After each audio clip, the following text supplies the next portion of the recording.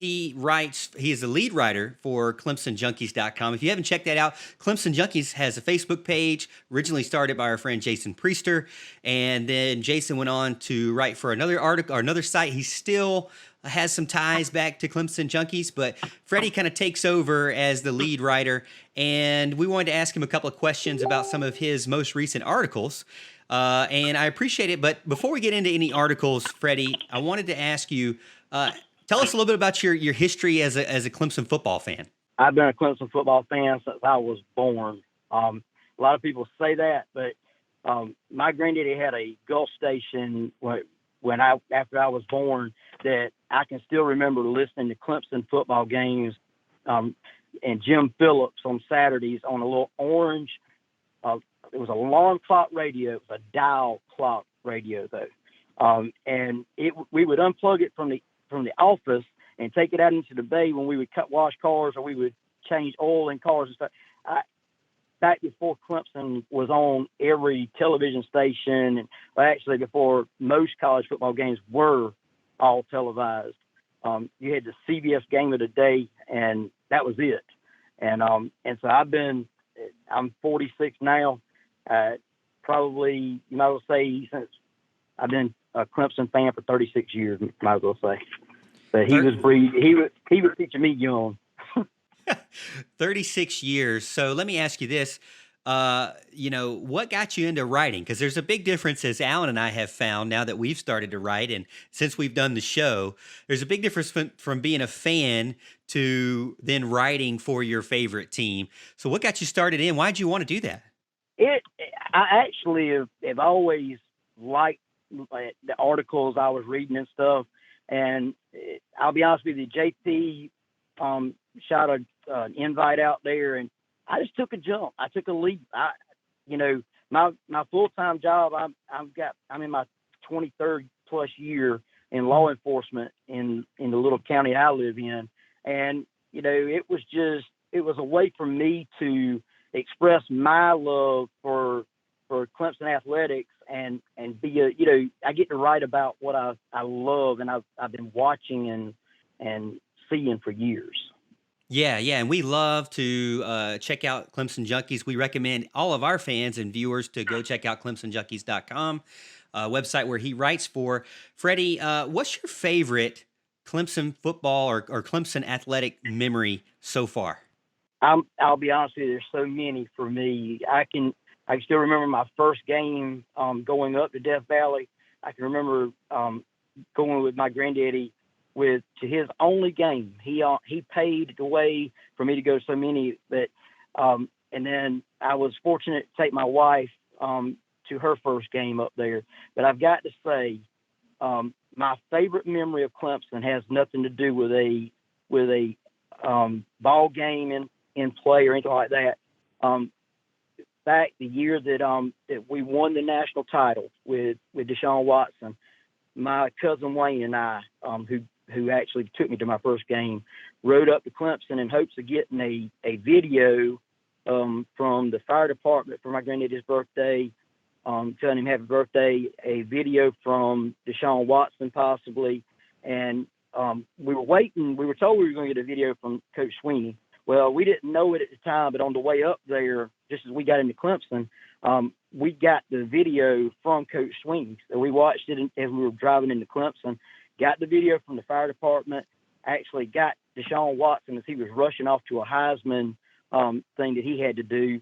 But the thing that sticks out to me the most is when my granddaddy, or when Coach Sweeney walked out of the practice facility, I wanted to tell him thank you, and I did. I told him, Coach, I want to tell you thank you for the video you sent from my granddaddy. He said, "Who is your granddaddy?" I said, "Van," and before I could get the rest of it out, he said, "Van Green." I said, "Yes, sir." 90 years old, turning 90 years old. I said, "Yes, sir." World War II veteran, right? And a lifelong Clemson fan, right? I said, "Yes, sir." He said, "How about tell Mr. Van I appreciate his service, and I thank him for being a Clemson fan, and go Tigers." And that taught me so much about our coach, because he truly is a genuine person. And I found out later that he does thousands of those. They set a time aside for him to do them. So for him to remember him like that it spoke volumes to me. That's crazy because like you said, there's so many people that he goes and talks to every single day, really. And to be able to keep track of things like that tells you just how thoughtful he is and what kind of a good person he is, really, overall. Yeah, I'm telling you, I mean, especially with them having to get ready for Auburn at that time, because they were like 2 weeks away from playing Auburn. And so, it was a hectic time up there. It really was. Freddie, let me ask you, you did a couple of articles recently. And one of the articles you talked about is Pro Football Focus talked about two Clemson offensive tackles projected to have breakout seasons. Tell us a little bit more about that, and do you agree or disagree with those two players that they picked? Well, and they had Jordan McFadden on the offensive side, and then they had Mario Goodrich on the defensive side. I'm actually good with both of those. That, to me, they went with two players that nobody else is really going to talk about. You're not going to hear their names jumping out there. And I was glad to see that. That was because especially Jordan McFadden, we're going to definitely need help on that offensive line. And I think he can do a really good job there. Mario Goodrich, I'm looking forward to seeing. I'm hoping to get to see him have a great breakout season.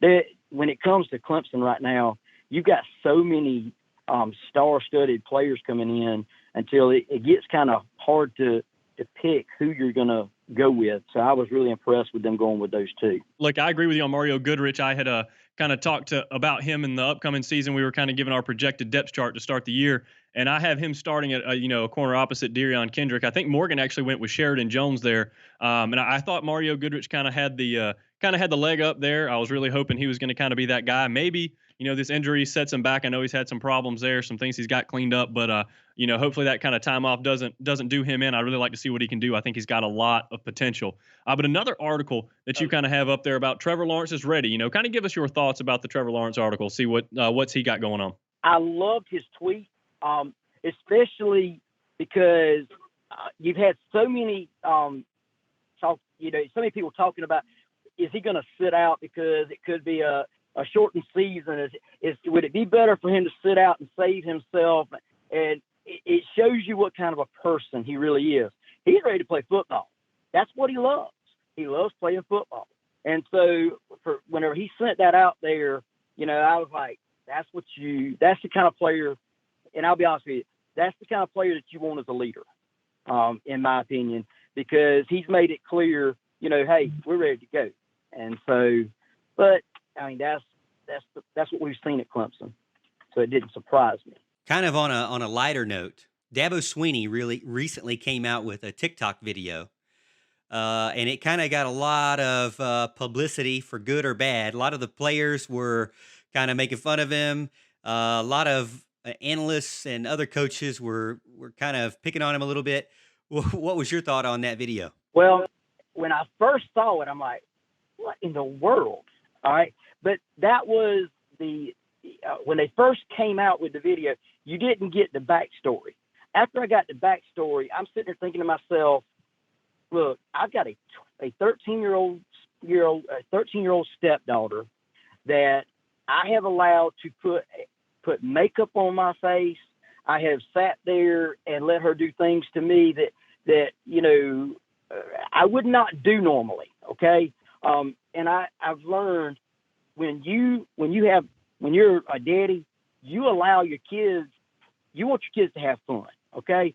And that's what this was about. You're going to have people that are going to attack him. He said that a while back that, he's going to have critics no matter what. If he walks outside and says the sky's blue, there's going to be somebody to walk up and say, no, it's not. It's great. Okay. I had no problems with it after I watched the video with the backups, the backstory from where, his son Will's TikTok account is where it was done. They were doing it at home and having a good time. And, like another fan actually commented on my article there, and they said it best.